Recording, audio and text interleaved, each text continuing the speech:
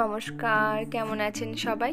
আজকের বুধবার সকাল তখন ওই 6টা মতো বাজে। আমি তো ঘুম থেকে উঠে পড়েছি, কিন্তু মেয়েটাকে ডাকলাম, ও এখনও ওঠেনি। আসলে ঠান্ডার সময় তো নিজেদেরই উঠতে কষ্ট হয়, ওরা তো ছোট মানুষ। যাই হোক, আমি উঠে দুধটা ফ্রিজ থেকে বার করে দুধটা গরম করতে দেবো। আর আজকের আর টিফিন করিনি। ও বললো, মা টাকা দাও, আজকের আমি ক্যান্টিনে খাবো, তাই টাকা দিয়ে দেবো।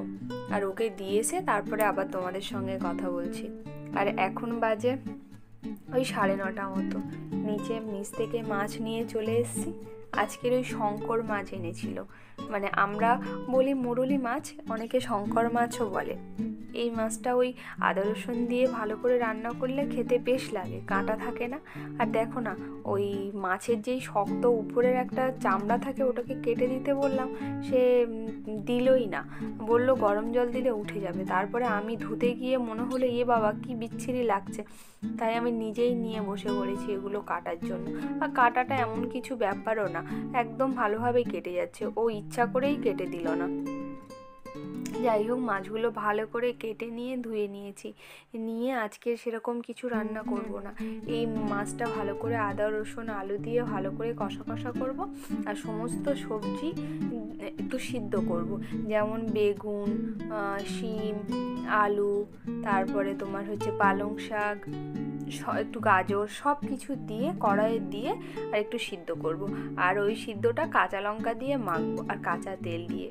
খুব সুন্দর খেতে লাগে শীতের ওই সবজিগুলো একসঙ্গে মাখলে।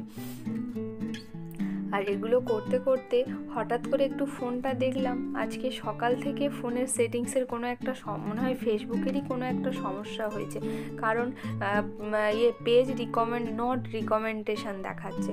তো আমি তো একটুখানি ইউটিউব ঘাঁটাঘাঁটি করলাম, করে দেখলাম যে যদি বা কিছু সলিউশন পাওয়া যায়। তো তারপরে দেখলাম প্রত্যেকেই আপলোড করছে যে সবার পেজে নাকি এইরকম সমস্যা হয়েছে, পেজ প্রোফাইলে ওটা নাকি এমনি এমনি ঠিক হয়ে যাবে। তারপরে আমার একটুখানি শান্তি হলো, না হলে খুব টেনশন হচ্ছিল। এই যে তোমার সঙ্গে কথা বলতে বলতে আমি তরকারিটা বসিয়ে দিয়েছি।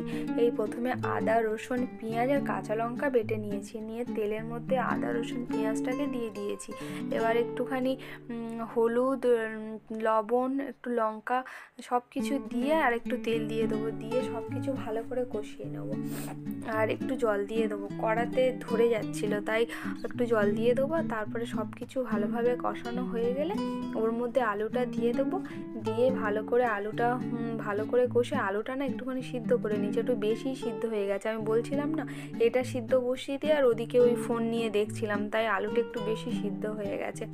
আর কিছু নাড়াচাড়া করবো না, একটু জল ঢেলে দেবো ওর মধ্যে, মাছটা দিয়ে একটু নাড়াচাড়া করেই জল ঢেলে দেবো, দিয়ে ভালো করে ফুটে গেলেই নামিয়ে দেবো।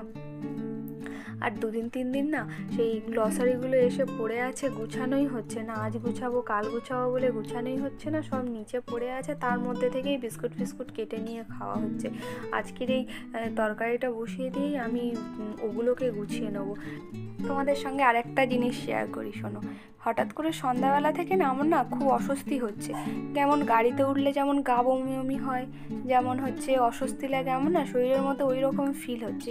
কেন হচ্ছে বুঝতে পারছিলাম না। আজকের গ্লসারিতে সোপান একটা ওই স্প্রে রুম ফ্রেশনারের যে মেশিনগুলো হয় না, ওটা একটা অর্ডার করেছে, আর একটা হচ্ছে ওই রুম ফ্রেশনার অর্ডার করেছে।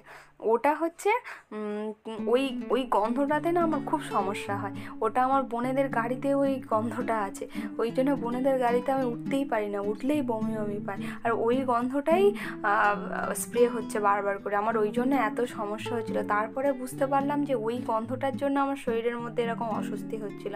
তারপরে তো জানলা দরজা বন্ধ করে খুলে দিলাম, দিয়ে ওটাকে বন্ধ করলাম, ঘরে ধুনো দিলাম, তবে গিয়ে আমার শান্তি হলো। যাই হোক, তোমাদের সঙ্গে কথা বলতে বলতে এই গ্লসারিগুলো আমি গুছাতে চলে এসেছি। দেখেছো কত রকমের বিস্কিট নেই মেয়ের জন্য।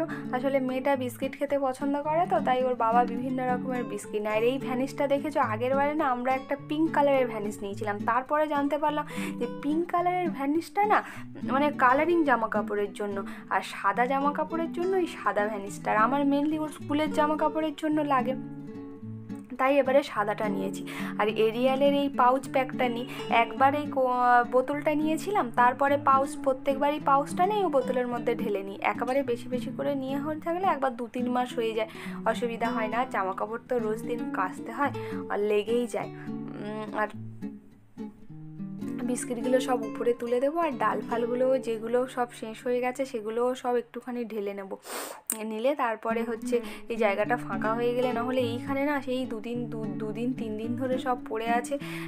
মানে পড়ে আছে মানে আমি একটা ওই গামলির মধ্যেই সব রেখে দিয়েছিলাম, নিচে ফেলে রাখিনি, গামলির মধ্যেই রেখেছিলাম। যাই হোক, তোমাদের সঙ্গে কথা বলতে বলতে সব কিছু গুছানো হয়ে গেল, কিছুটা বিস্কিটগুলো সব উপরে তুলে দেবো। চলো আজ তাহলে আসি। সবাই ভালো থাকবেন, সুস্থ থাকবেন, আর সবাইকে ভালো রাখবেন।